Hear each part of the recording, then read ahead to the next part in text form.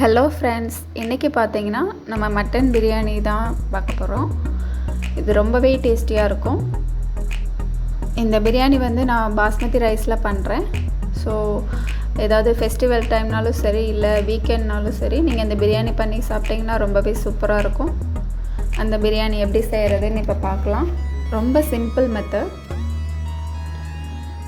First குக்கரில் 2 teaspoon அளவுக்கு நெய் சேர்த்துக்கிறேன்.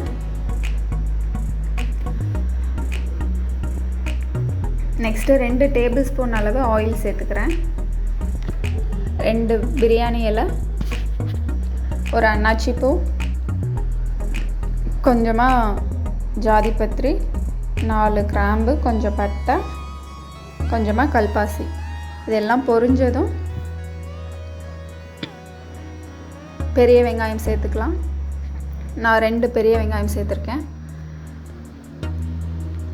இப்போ இதை நல்லா வதக்கிக்கலாம்.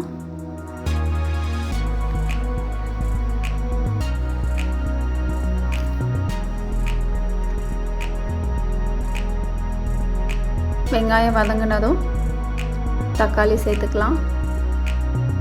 நான் சின்ன தக்காளினால் 2 தக்காளி சேர்த்துருக்கேன். நீங்கள் பெரிய தக்காளினா 1 சேர்த்தா போதும்.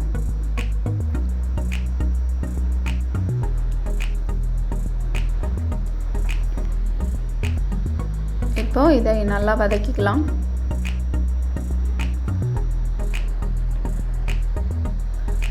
தக்காளி வெங்காயம் வதங்கும் போது நான் 1.5 டீஸ்பூன் அளவு இஞ்சி பூண்டு விழுது சேர்த்துருக்கேன்.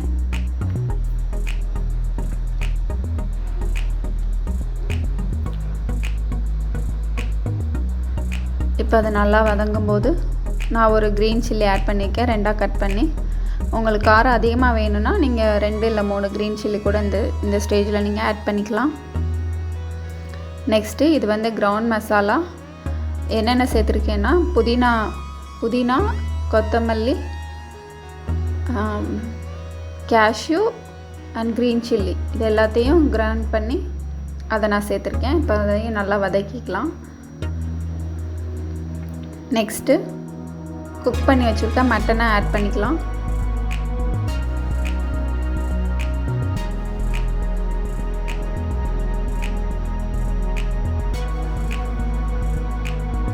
மசாலாவோட மட்டனை நல்லா மிக்ஸ் பண்ணிக்கலாம்.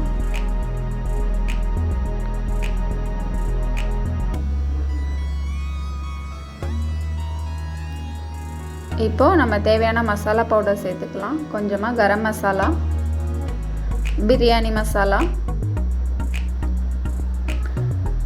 கொரியாண்டர் பவுடர், சில்லி பவுடர், இது எல்லாத்தையும் சேர்த்து நல்லா மிக்ஸ் பண்ணிக்கலாம்.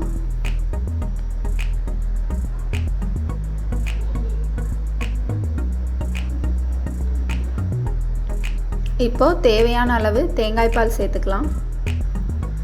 நான் ஒரு அரை மூடி தேங்காய் பால் எடுத்திருக்கேன். ஸோ இதை எல்லாத்தையும் சேர்த்து நல்லா மிக்ஸ் பண்ணிக்கலாம். இப்போது நான் 1 டம்ளர் தண்ணி சேர்த்துருக்கேன். 1 டம்ளர் அரிசிக்கு 2 டம்ளர் தண்ணி சேர்க்கணும். ஸோ அதை பேஸில் நான் தண்ணி சேர்த்துருக்கேன். ஆல்ரெடி தேங்காய் பால் மட்டன் ஸ்டாக்லாம் இருந்துச்சு, அதை ஆட் பண்ணதுக்கப்புறம் 1 டம்ளர் தண்ணி சேர்த்துருக்கேன். நெக்ஸ்ட்டு சால்ட் எல்லாத்தையும் சேர்த்து மூடி 2 விசில் வரவும் நம்ம பிரியாணி எப்படி இருக்குன்னு பார்க்கலாம்.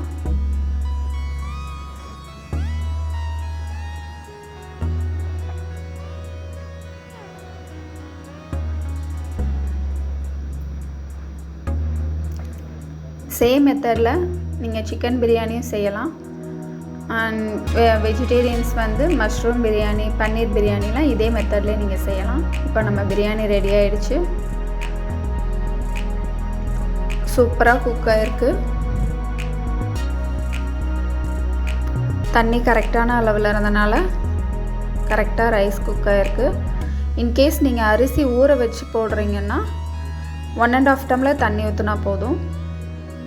இப்போ கொஞ்சமாக லைம் ஜூஸ் மேலே புழிஞ்சிக்கலாம். நான் ஒரு 1/2 லைம் எடுத்திருக்கேன். நெக்ஸ்ட்டு கொஞ்சமாக கீ மேலே அப்ளை பண்ணிக்கோங்க. இப்போது ஜென்டலாக நம்ம பிரியாணியை கலந்து விடலாம்.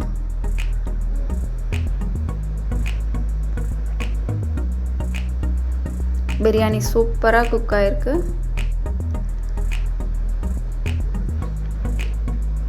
இப்போது நம்ம மட்டன் பிரியாணி ரெடி ஆயிடுச்சு. இதை நம்ம இப்போ பவுலுக்கு ட்ரான்ஸ்ஃபர் பண்ணிக்கலாம்.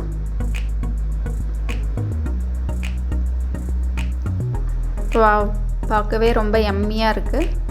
ஸோ கண்டிப்பாக இந்த பிரியாணி நீங்களும் உங்கள் வீட்டில் ட்ரை பண்ணுங்கள். ரொம்பவே டேஸ்ட்டாக இருக்கும்.